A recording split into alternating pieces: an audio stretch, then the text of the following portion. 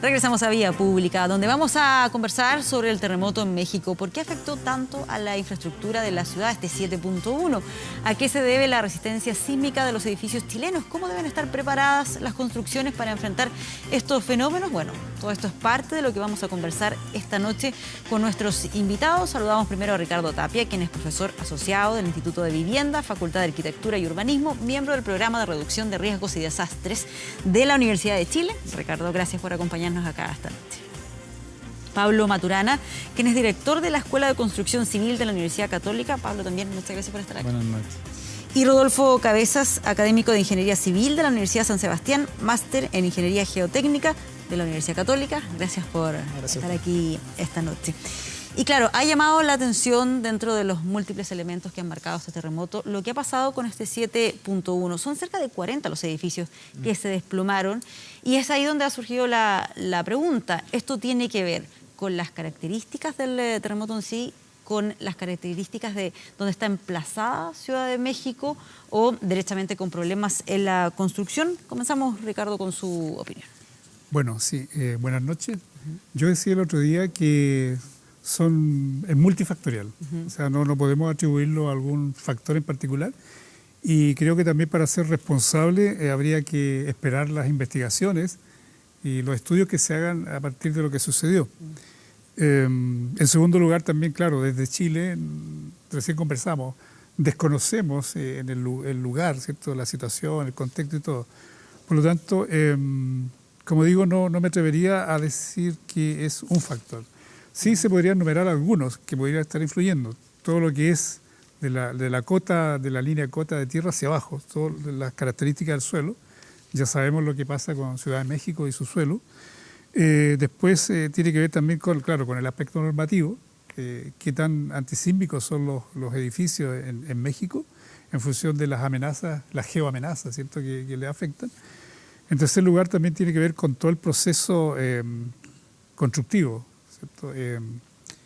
Y dado que soy también arquitecto, voy a hacer un planteamiento respecto a la disciplina. A veces los errores pueden partir, por ejemplo, de una arquitectura un tanto atrevida, un tanto osada.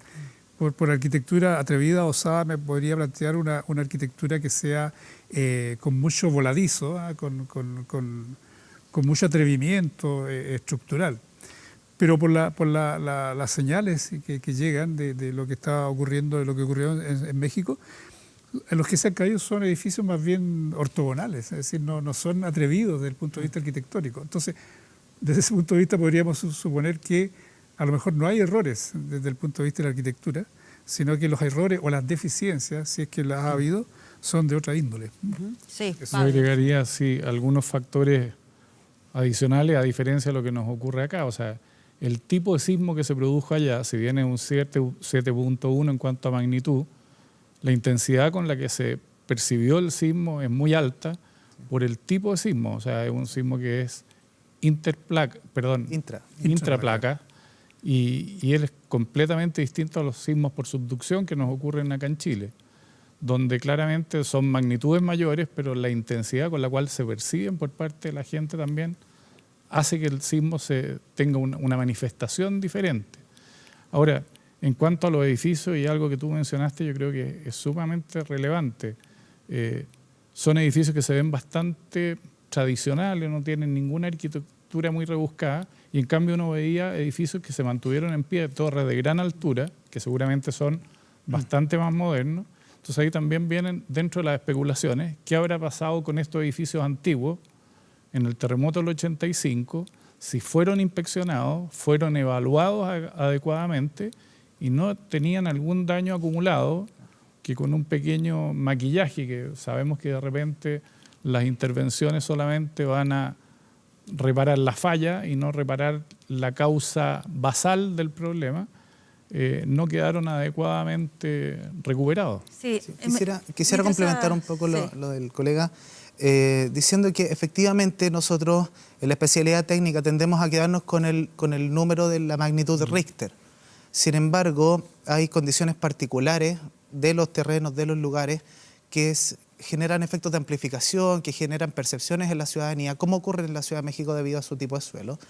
Y eso hace que, por ejemplo, la magnitud de Mercalli o la apreciación de Mercalli haya sido mayor. O sea, pasamos del 7.1. Expliquemos ahí cuáles son esas características que tiene Ciudad de México, dónde está emplazado. ¿Tiene que ver con esto de que supuestamente está sobre una laguna? Claro, son depósitos lacustres, básicamente. Entonces, para ponerlo en simple y que se entienda bien, es básicamente un terreno que es un sedimento muy fino, y eso hace de que cuando venga una onda sísmica se generen efectos de amplificación o efectos de rebote, o en el fondo los sismos que nosotros vivimos con agua, además. Claro, en terrenos saturados.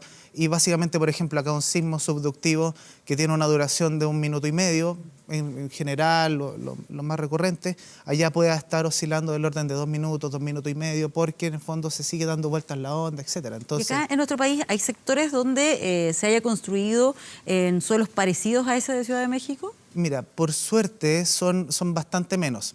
Existen terrenos con mala calidad geotécnica que nosotros llamamos, pero para ponerlo en simple es como decir que acá en Santiago la gran mayoría está en un suelo de muy buena competencia, y es la minoría de los edificios los que están en una mala ubicación, y en México es al revés. La gran mayoría está en una zona de baja competencia y son muy pocos los que están en una zona más favorecida. Y por ejemplo, para el terremoto del 2010 se vio un mayor nivel de daño en zonas que acá en Santiago que tenían estos tipos de suelo que eran un poco más conflictivos. Ya Ciudad Empresarial, Pudahuel, Maipú, etcétera, la zona un poco más al exterior de Santiago, porque el interior de Santiago ¿Qué pasa en los sectores que han sido construidos en dunas?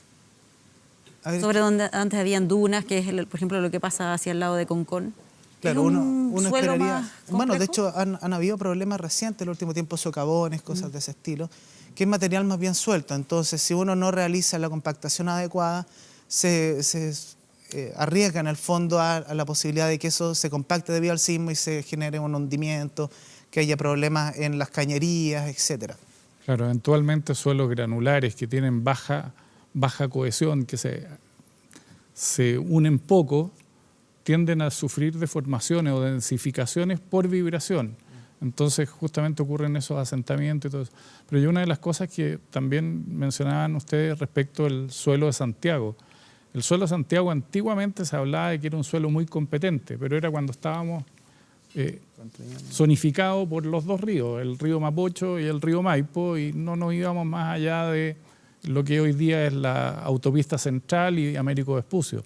Pero ya cuando empezamos a crecer en el radio urbano, empezamos a llegar a terrenos que no están enmarcados por estos lechos fluviales, que tienen efectivamente suelos muy competentes, y llegamos a zonas como las que mencionaba recién Rodolfo, en los cuales efectivamente tuvimos problemas. Ahora, tuvimos problemas y edificios que tuvieron un mal comportamiento estructural, pero el diseño estructural también en Chile, una de las cosas que también se ha ido perfeccionando posterior al terremoto del 85, específicamente en edificios de gran altura.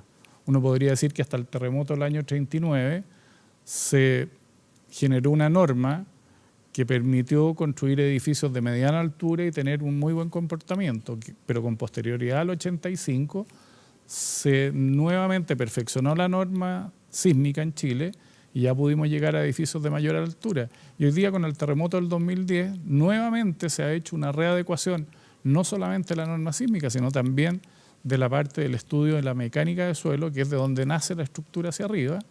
Y justamente eso lo que nos va dando son conocimientos, mejores métodos de diseño, y hoy día la incorporación de elementos de protección sísmica en los edificios, que son indudablemente una ventaja comparativa que nos permite llegar a mucho mayores alturas con vibraciones mucho más bajas en las grandes torres, incluso en edificios de mediana altura, a que el movimiento prácticamente se reduzca al 10%. Sí, y eso es gracias a que la incorporación de tecnologías tiene que ver con cómo ha evolucionado la normativa, a que también se realizan procesos de fiscalización para que se cumpla con esa norma. ¿Cómo funciona eso? Yo, antes de responder la pregunta, quería volver un poquito atrás respecto de otros factores. Ya. Voy a usar un caso del terremoto del año 85 en Santiago, que ocurrió que una misma tipología de vivienda en edificios a media altura, en algunos sectores de la ciudad se comportó muy bien y en algunos otros sectores de la ciudad la misma tipología no se comportó bien, o sea, sufrió daños. ¿Y qué ocurrió? ocurrió que la calidad de los suelos donde están esos edificios no era la misma, a pesar de estar todos en un mismo sector. En el terremoto del 2010, acordémonos de los edificios Don Tristán en Maipú, en que en una cuadra tenías edificios inclinados, en el caso de Don Tristán, y en la otra cuadra estaban todos los edificios perfectos. Entonces, quiero suponer, es una hipótesis, que a lo mejor, por ejemplo, la escuelita que se cayó en Ciudad de México, a lo mejor los suelos de ese lugar, a lo mejor esa escuela se hizo de acuerdo a normas y todo muy bien, pero a lo mejor las características de los suelos de ese lugar y lo que se llama situación de sitio puede ser muy diferente a lo que ocurre en las manzanas adyacentes. Entonces, ¿eso qué implica? Tal vez tener estudios de microzonificación sísmica, es decir, tendríamos que escanear, por ejemplo, Ciudad de México o escanear Santiago en el detalle, quizás cuadra por cuadra, porque no todos los suelos, no sé qué opinas tú, son iguales. Es como una torta de 1000 hojas, ¿cierto? Que hay distintas capas o una especie de torta gelatinosa donde hay distintas densidades. Y eso hace que a lo mejor, en el caso de la escuelita, tal vez haya ocurrido esa situación de sitio. Yo aludo a este caso porque creo que aquí en Chile, por ejemplo, se conversó después del terremoto del 2010 que tenemos que avanzar a microzonificación sísmica. Por hoy día tenemos 3 grandes zonas sísmicas en Chile, que son de Arica a Magallanes. 3 zonas, una por el lado de la cordillera, digamos, otra por el lado de la zona centro y otra por la zona más litoral. Pero no conocemos el detalle, ¿cierto?, de los suelos en sus particularidades. Así que tal vez ese puede ser otro factor que esté también en la base de... O un factor más, digamos. Rodolfo, sí, bueno, comentar. Para empalmar un poco con lo que dice el colega, los estudios de microzonificación ya se están realizando. Hay resultados ya parciales para la Cuenca de Santiago, para Biobío, también para el norte, que se entendía de que venía un sismo importante en el norte, entonces se avanzó harto.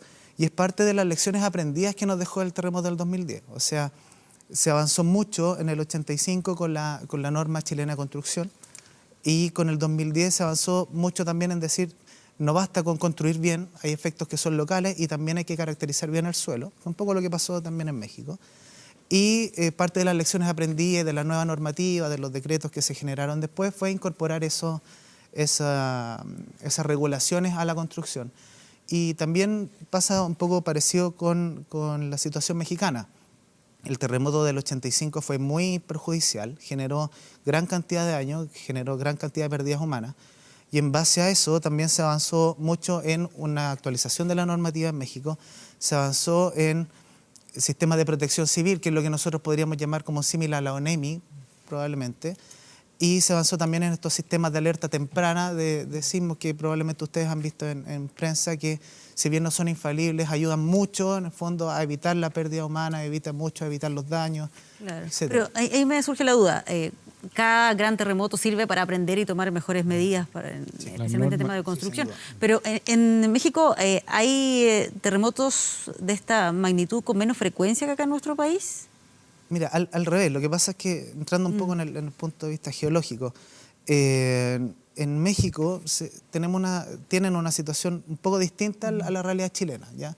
Tienen una parte subductiva, que es la imagen que nosotros tenemos de nuestro país, pero además tienen una parte intraplaca, donde se juntan varias placas. Expliquemos esos dos conceptos, porque lo hemos estado viendo también, he mencionado en la prensa, que puntualmente tiene que ver con intraplaca, que es distinto a lo de subducción, que habitualmente estamos acostumbrados a en Chile. Para ponerlo en simple, en Chile tenemos que estar bajando una placa y se está subyaciendo bajo el continente, ¿ya? En México hay una componente así, pero después llega a un plató que nosotros le llamamos que se estabiliza y como que queda a un nivel fijo, ¿ya?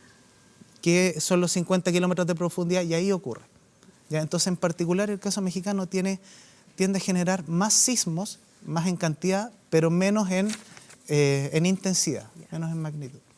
Sí, quería comentar algo. Sí, tú preguntabas un poco también respecto a las regulaciones, a la fiscalización. Yo diría que acá en Chile además tenemos una regulación normativa bastante diferente. O sea, hoy día la Ley General de Urbanismo y Construcción es bastante rigurosa en la responsabilidad que le confiere al propietario primer vendedor, al que desarrolla un proyecto inmobiliario. porque le traspasa toda la responsabilidad por todos los daños inherentes al proceso de construcción, tanto durante la fase de construcción como con posterioridad a la entrega, por un periodo en lo que es estructura, por 10 años. Y eso hace que haya un ciclo de calidad que se inicia desde el momento que se desarrolla la idea de un proyecto, pasando obviamente por la fase de lo que decías tú, del diseño. Hoy día ningún mandante deja que el proyecto sea hecho en forma demasiado aventurera para un lucimiento sin poder tener un respaldo de que esa estructura va a tener un buen desempeño. Hay controles de por medio. Lo mismo pasa en la fase de construcción. Hay un autocontrol de quien construye porque sabe que posteriormente debe entregar una calidad. Entonces ese ciclo de calidad se va cumpliendo a lo largo de todo el proyecto. Y eso obviamente pasa por diferentes etapas de autocontrol. El autocontrol en Chile es algo que se lleva exhaustivamente, cada vez con mayor énfasis. Sí, me quedé pensando sobre estos conceptos que comentábamos de intraplaca y subducción. En nuestro país, ¿la normativa está pensada para ambas situaciones? Lo que pasa es que ahí hay una diferencia. Como los sismos nuestros en general, la experiencia mayor que tenemos es debido a la subducción. En general la norma nuestra está orientada a sismos de esa naturaleza, que son distintos a sismos corticales o de fallas, como es lo que podría llegar a producirse en algún momento determinado, en algunas zonas en que están perfectamente identificadas, pero son sismos que ocurren con un desfase en el tiempo de varios miles de años. Entonces, como las normas trabajan también en función de probabilidad o riesgo, la verdad que tenemos muy bien actualizadas las normas para los sismos que son más recurrentes en nuestro país. Que son los de subducción. Claro, Pero ¿cuál es la diferencia ahí entre, mencionábamos lo de intraplaca, que tiene que ver con el movimiento, con qué? Sí, mira, a ver, la realidad chilena es un poco distinta. Entonces, básicamente, tú tienes como este plano que va bajando y eso, por ejemplo, pasa de que esta misma placa va bajando y genera, por ejemplo, sismos a la altura de Mendoza, pero lo genera a una profundidad tal que prácticamente en superficie no se siente. Ya, esa es fundamentalmente la realidad chilena. Los intraplacas son muy pocos. Ya, el último registro importante fue el de Chillán del 39.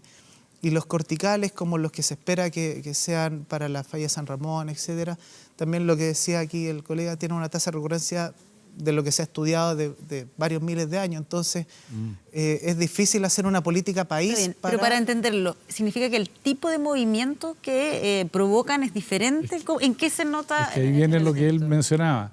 Una cosa es la magnitud, que es como se mide en cuanto a energía liberada en el lugar, en el foco, en el epicentro. Y otra cosa es cómo se percibe por la gente, por la estructura, que es con la intensidad con que se recibe, que es la intensidad Mercalli, que es lo que normalmente se habla. Y ahí donde está y eso mi es duda. cómo afecta, ¿Cuál es la diferencia? cómo afecta en el daño, cómo se percibe por las personas. Si llamo de paréntesis a mí, la verdad es que la escala Mercalli yo no la crucifico tanto como se tiende a pensar un poco, porque como es subjetiva, claro, es subjetiva, pero justamente refleja eso. Pero claro, o sea, de repente hay fenómenos que son locales que no quedan bien cubiertos por la magnitud global. Sí, Ricardo. Por el valor único. Yo quería insistir que en el caso del típico terremoto o sismo aquí en Chile es por la fricción que se produce entre las dos placas. Pero las intraplacas son las que producen una fractura en una de las placas, en este caso la continental. Y tienen otras características. Yo quiero poner en verdad, digamos, en mi equipo trabaja Jaime Campo, que es un excelente sismólogo. Él me decía que intraplacas sí hemos tenido aquí en Chile. Por ejemplo, está el terremoto Chillán de 1939, el de 1965 en la zona central, por aquí cerca, que generó el ONEMI.